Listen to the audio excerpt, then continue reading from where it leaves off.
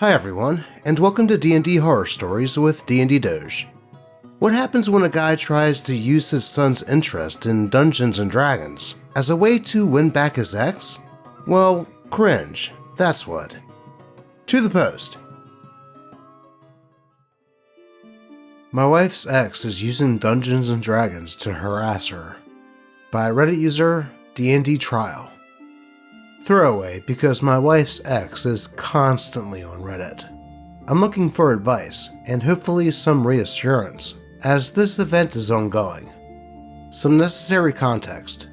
Me, a 34-year-old female, and my wife, 32-year-old female, shares custody of her son of 12 years old with her ex-boyfriend of the age 37. Her ex gets their son every other weekend and for most holidays. And during the few times I've met him, it has been very clear that he is still infatuated with my wife. He is always trying to get close to her, tries to touch her, tries to convince her that my stepson would be happier if they were still together, and frequently brings up how she can't be a quote, real lesbian because they dated when she was 19. I find him deeply unpleasant, but I love that kid, so what can you do? Well, this dude sounds like a winner. Now, the story starts when my stepson came home talking about how some of the new friends he's made this year all play Dungeons & Dragons, and he really wants to try playing. Neither my wife nor I really know what D&D is. My brother, a 31-year-old male, has played it for several years, and I had played with him once, but that was ages ago. Well, my stepson says that it's a game where you can do, quote, anything, and that worried my wife. She told him that she'd like him to play it with us before she lets him go over to his new friend's house to play. My stepson was totally okay with that and seemed super excited to play. Honestly, at this point, I would tell the mom that it's really nothing to worry about. It's just going to be a bunch of kids his age playing a pretend game where dice come into play. I mean, if you really think about it, it wouldn't be much different than him hanging out with his friends and playing pretend swords and guns and stuff. Though I can see how the phrase, "you can do anything," would worry a parent. I don't know. I guess I just grew up in a different time, where parents were just like, go do whatever, just don't get in trouble. I mean, nowadays, I would be more worried if the kid wanted to play Roblox than D&D. Just saying. Well, then we sent him to his dad's for the weekend, and when he came back, he was super excited, saying that his dad played D&D and that he would be willing to DM for us. Oh, I see what's going on here. As a child of divorce, I know when one parent is trying to make a power play, and this is one of those times. I'm sure a lot of you out there know what I'm talking about. My wife and I agreed, as we were under the impression that my wife's ex also wanted to make sure the kid was going into the game with his head screwed on right. So we went out and bought the player's handbook, along with a set of dice for each of us, and spent the week making characters. My stepson decided he wanted to play a half-elf rogue, so my wife made an elven ranger who would play as his character's mother. I made myself as a dragonborn barbarian. I am a gym rat in reality, and I was promised dragons. Well, today, we get to my wife's ex's house, and immediately, the energy felt off. The wife's ex had apparently already made a character for my wife to play. Not my stepson, not myself, just my wife. It was an elven cleric of a love goddess, and he had generated some AI art of the character. She looked a lot like an anime version of my wife at 20, but with massive boobs. This made myself and my wife very uncomfortable, but my stepson had been really looking forward to playing, so we tried to laugh it off. My wife's ex insisted that if my wife did not play the character that he made, he wouldn't be able to run Dungeons & Dragons the way he had planned, so not wanting to cause a scene, my wife accepted. But I made it a point to sit in between my wife and her ex.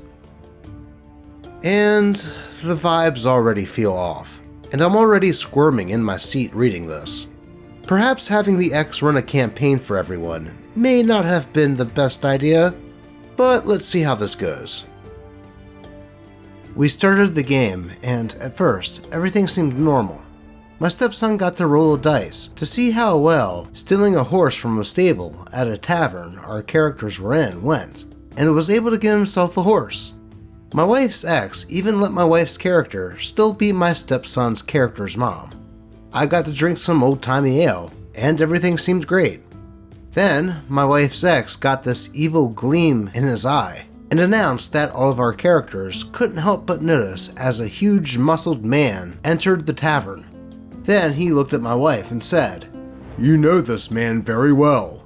He's your husband." And here we go. Everyone just kind of froze at his dining room table as he described how this guy walks up to my wife's character and puts his huge hands around her tiny waist. My wife shrinks into herself a little and very quietly says, "My character isn't married. I didn't write her to be married." Her ex waves his hand and tells her that she has to be, because she is a cleric of a love goddess, and if she wasn't married, then she wouldn't get any magic powers, and would basically be useless. At this point, I told him that he needed to cut it out immediately, and my wife was clearly uncomfortable. He said that he could, but that it would ruin the game, and I wouldn't have any plot hooks to play on, so our son wouldn't be able to play today. My stepson was just staring at the table, and my wife told me it was fine. She could deal with having a husband. Man, at this point, I would have just gathered everyone and left. It's so obvious what the ex was trying to do, and I bet even the son knew what his dad was doing. That is just messed up. Using a potential hobby that a kid is excited about as a way to roleplay that BS with your ex? I mean, come on, man. The game resumed, and my wife's character's husband just sort of flexed at the barmaids, while my stepson's character discovered a masked man in the corner. Apparently, there was a shrine in the woods that was spreading evil plants, and only the pure of heart could fix it. I figured, awesome, we're back on track. Well, the new husband insisted on coming along, because apparently he could tell that my character wasn't pure of heart, and he knew that the shrine needed 3 pure souls. I figured, fine, whatever. I still get to come because my character was best friends with my stepson's character. Along the way to the shrine, we get attacked by some plant monsters and get to roll some more dice. For some reason, all the plant creatures were terrified of the husband character, but saw my character as a massive liability, and all went for me. So he wants to kill my character. I'm an adult, I can deal with that, but I'm starting to get pissed. We win the fight, but my wife can't do anything because her character's quote-unquote husband keeps shielding her from harm, getting between her and the monster, or physically carrying her away from the fight. Okay, by now it should be obvious what this dude is doing at this point, which is kind of cringe. Did he expect that his ex would come back to him because of his make-believe self-insert overpowered DMPC in Dungeons & Dragons? After the fight, my character had very few hit points, and I made a joke about how my character was saved by her scales. Apparently, this was the first time I said she about my character, because my wife's ex started berating me about how women can't play martial classes in D&D. This is a realistic setting, and women can only be clerics or druids. Supposedly, it's so taboo that my character is both a lady and has a big axe that husband sees my character as some kind of corrupting force on his wife and child, so he attacks her, knocking her out. This upsets both my wife and stepson in real life, and my wife's ex relents, allowing my wife's character to heal mine and convince her husband that I, quote, can be saved, which felt very icky to all of us. Now, at this point, I wouldn't even be entertaining the concept of this game anymore, and I personally think they should have just left here. But I can understand trying to stick it out for the kids' sake. But it gets to a point where what the ex was doing was just so obvious. Finally, we get to the shrine, and wouldn't you know it, it is a shrine to my wife's character's love goddess. Not only that, but it's engraved with a picture of a pregnant elven woman, a very strong man, and a whole bunch of half-elf children. Yeah. According to my wife's ex, my character has magical blood, and the only way to lift the curse is to transform that energy into life energy. And the only way to do that is to have lots of half-elf babies. Both my wife and my stepson start to shut down as the wife's ex gets that same evil gleam in his eyes as he starts describing how my wife's character's husband, quote, lifts her onto the altar before him. And there it is. At that point, I cut him off and tell him that he needs to stop being a creep immediately. Well, he explodes, saying that this is how D&D is played, and that the only purpose of female characters is to marry heroes and give birth to lots more heroes. I cut him off and reminded him that his 12-year-old son was in the room with us. The poor kid was bright red and just staring at the floor. My wife's ex lost it even more and started screaming about how my stepson wasn't my kid and that I had ruined his perfect family. My wife started ushering her son out the door as I stood between them and her ex. He kept telling me that he wasn't afraid of a stupid D-slur. Well, the minute that door closed, I punched him in the face. He punched me back, and we got into a mini altercation until my wife came back in and told me that my stepson was in the car and that she wanted to leave immediately. He told her she would be happier with him, and then we left. When we got home, my son went straight to his room, and my wife broke down. The D&D problem is that now she's worried that, while she knows her ex sucks, he might be right about that was how D&D is played.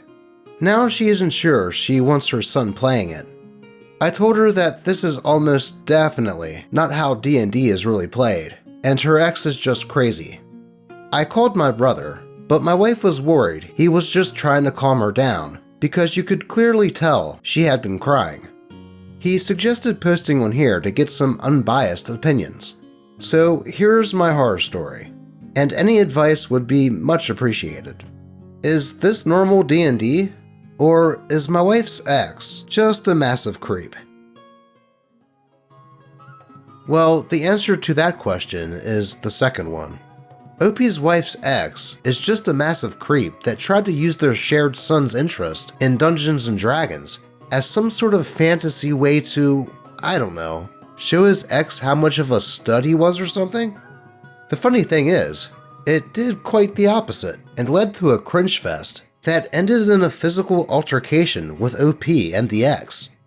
Now, when it comes to the question of letting their son play D&D with his friends, I would say just don't worry too much about it.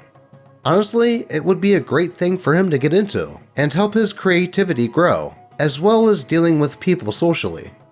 I mean, he's going to hang out with his friends regardless, and sometimes you just gotta let kids figure out things for themselves. And if the kid's mom is really that concerned about the subject matter of the campaign, just have her ask what happens in each session. Heck, if the kid is really into it, he would probably be more than happy to tell his mom about the adventures that his friends and him go on. In fact, that could be a good way of bonding over his hobby. At least, that is my opinion on this subject. Though, what advice would you all give here? But with that, let's move on to the next D&D horror story, about a dungeon master trying to bring questionable things into a Dungeons & Dragons campaign. To the post. Wait, is this your fetish? Stop trying to inflict it on your players. By Reddit user Star Magus. So I was playing in a game where one of the longtime members of my table asked for the chance to run this campaign he had been working on for over a year. As a forever dungeon master, I was super happy at the idea and agreed. So in session 0, we could pick our background and come up with some story ideas. The background included him bringing up that slavery, both forever and temporary to pay off debts, was a thing. We could have characters that were low-born and slaves. We could have characters that were part of the tradesman guild, or we could have nobles, but if so, our character had to agree to be a slave to pay off a debt, but were treated like skilled laborers, with the idea that once the debt was paid off, they could take revenge on the owner if they were treated poorly. So they were treated fairly well. I decided to play a noble character who had sold himself to a moneylender in order to pay off his family's debt. So the Dungeon Master sends me the background info, and basically, instead of being used for the skills that my character had, as they were amazing at investigation, diplomacy, knew a bunch of languages, and had several lore skills as well as the ability to make potions, I was pimped out and gang SA'd.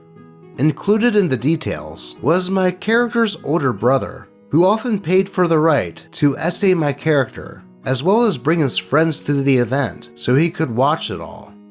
The email of this was incredibly long and full of details. None of this was even hinted at when I selected the background option. I quit the game and later found out that part of the DM's world in the first episode, the party went to an inn, and it was common to have food slaves that had parts of their bodies cut off and fed to customers who paid enough for it. Like, WTF, man. Holy crap. Just the DM making a campaign based around ex-slaves would be okay, as there could be some cool payback moments in the campaign. But this dude took it to levels that only a psycho would. I mean, that whole detailed backstory that he wrote for OP's character, and then having cannibalism in it as well. So I would say that OP dodged a bullet by quitting when they did. I mean, holy crap. I think we need a kitty palate cleanser after that story.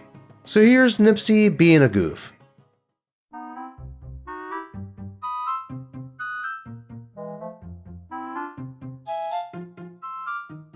There we go. That is a bit better. Also, if you could like the video, that would be a big help. And if you would like to support the channel directly, I'll have my Ko-fi and Ko-fi links in the description as usual.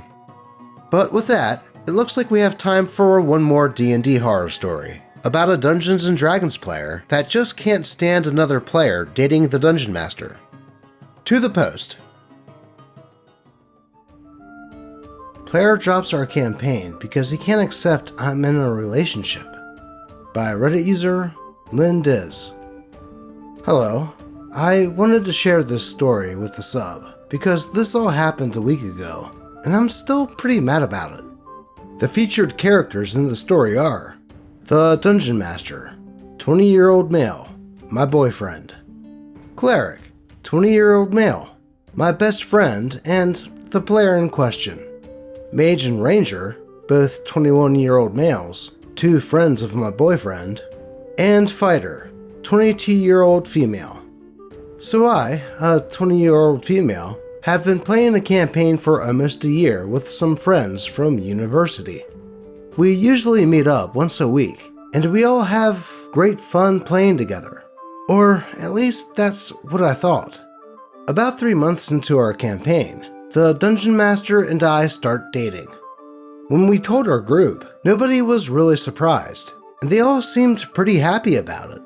But then, over the past few weeks, I began noticing that Cleric had been acting differently around me.